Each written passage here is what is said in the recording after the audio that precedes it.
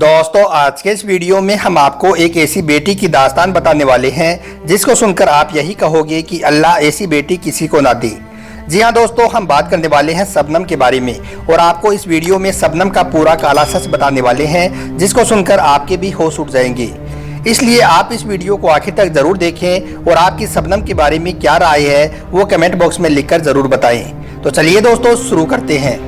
दोस्तों 14 अप्रैल 2008 से पहले अमरोहा के बावनखेड़ी गांव में शौकत अली का हंसता खेलता परिवार रहता था। शौकत अली एक कॉलेज में लेक्चरर थे। इनका एक बेटा MBA और दूसरा बेटा इंजीनियरिंग की पढ़ाई कर रहा था और इनकी बड़ी बेटी शबनम ने इंग्लिश और भूगोल से डबल MA किया था। यानी कि शौकत अली का पूरा घर बेहद पढ़ा लिखा और शिक्षित था। इसी वजह से पूरे बावनखेड़ी गाँव में शौकत अली और उनके परिवार की खूब इज्जत होती थी। मगर 14 अप्रैल 2008 की रात को शौकत अली के एक पड़ोसी ने पुलिस को फ़ोन किया और फ़ोन पर बताया कि शौकत के घर में कोई बड़ा हादसा हो गया है। उसके बाद पुलिस की टीम शौकत के घर पहुंचती है, लेकिन जैसे ही पुलिस वाले घर में दाखिल होते हैं तो उनके पैरों तले से ज़मीन खिसक जाती है। शौकत के मकान में 4 अलग अलग कमरों में शौकत, उनकी बीवी, उनके 2 बेटों, एक बहू और 2 बच्चों की लाशें पड़ी हुई थी।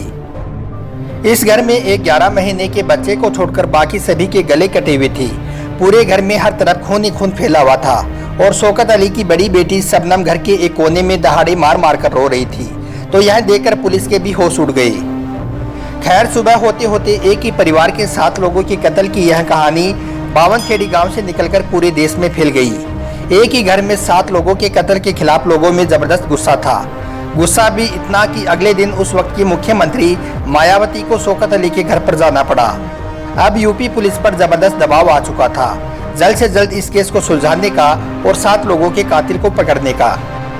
उसके बाद उन सब का पोस्टमार्टम हुआ और पोस्टमार्टम रिपोर्ट में ये बात साफ हो चुकी थी कि कत्ल से पहले पूरे परिवार को नशीली दवा दी गई थी।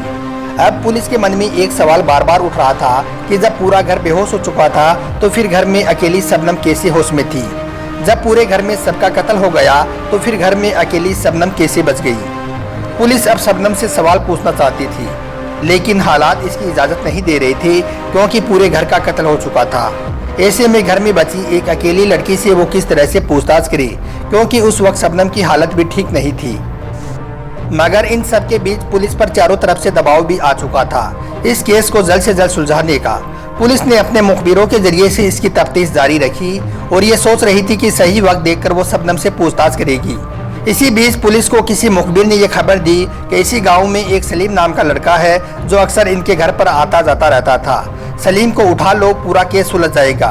उसके बाद पुलिस ने सलीम को उठाया और 2 दिन तक उससे पूछताछ की और फिर सलीम को छोड़ दिया गया। उसके बाद थोड़ा और वक्त बीता कि पुलिस को शबनम से पूछताछ करने का मौका मिल गया। पुलिस ने 14 और 15 अप्रैल की रात की पूरी कहानी शबनम से पूछी।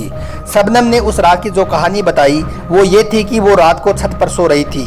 छत के रास्ते से कुछ चोर घर में दाखिल हुए और वो सीढ़ी के जरिए से नीचे पहुंची।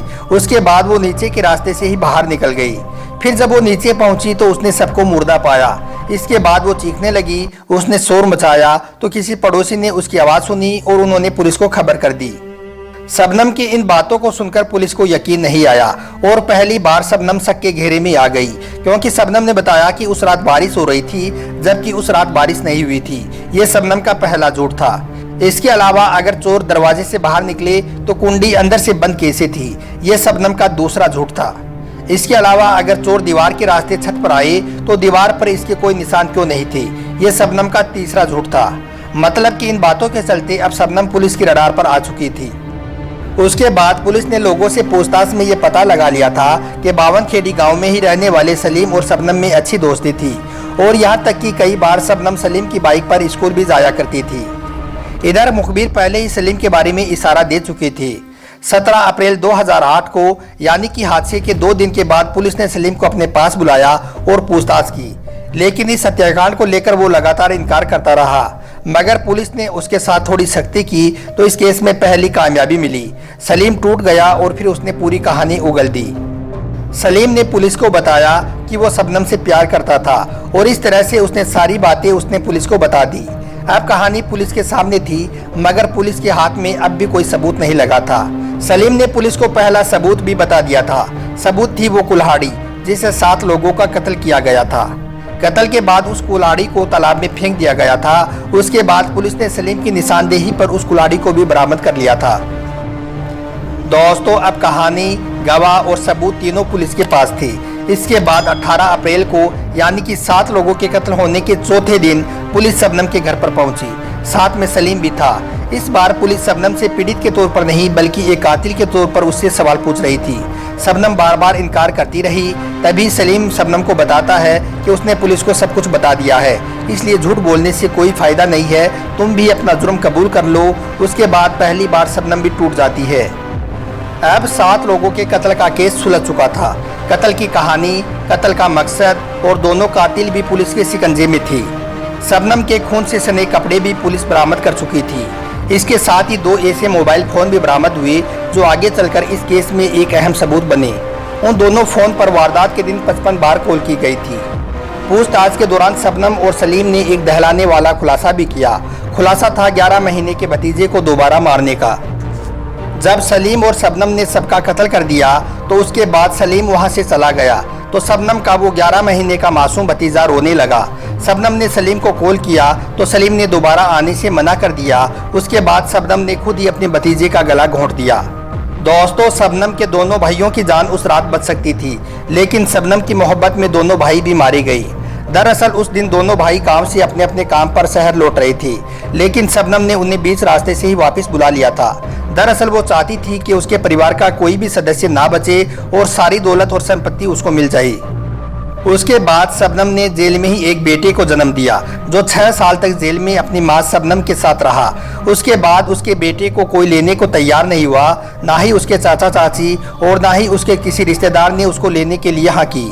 फिर एक उस्मान नाम का शख्स आगे आया और उसने शबनम के इस बेटे को गोद ले लिया, जो फिलहाल उस्मान के घर में रहकर अच्छी परवरिश पा रहा है। खैर, उसके बाद 3 अगस्त 2010 में अमरोहा की अदालत ने सलीम और शबनम को मुजरिम करार देते हुए फांसी की सज़ा सुनाई थी। बाद में ये मामला इलाहाबाद हाई कोर्ट में गया। इलाहाबाद हाई कोर्ट ने भी फांसी की सज़ा बरकरार रखी। इसके बाद 2015 में सुप्रीम कोर्ट ने भी इस सज़ा को बरकरार रखा। राष्ट्रपति भी दया याचिका को खारिज कर चुकी हैं। शबनम पुनर्विचार याचिका और दूसरे कानूनी हथियारों का इस्तेमाल भी कर चुकी है। यही वजह है कि फिलहाल सिर्फ शबनम की फांसी दिए जाने की बात हो रही है, सलीम को नहीं। सलीम इस वक्त इलाहाबाद की नैनी जेल में बंद है, जबकि शबनम रामपुर की जिला कारागार में। अब दोनों को आखिरी फैसले का इंतजार है, फैसला फांसी का, फांसी की तारीख का और इस कहानी के खत्म होने का।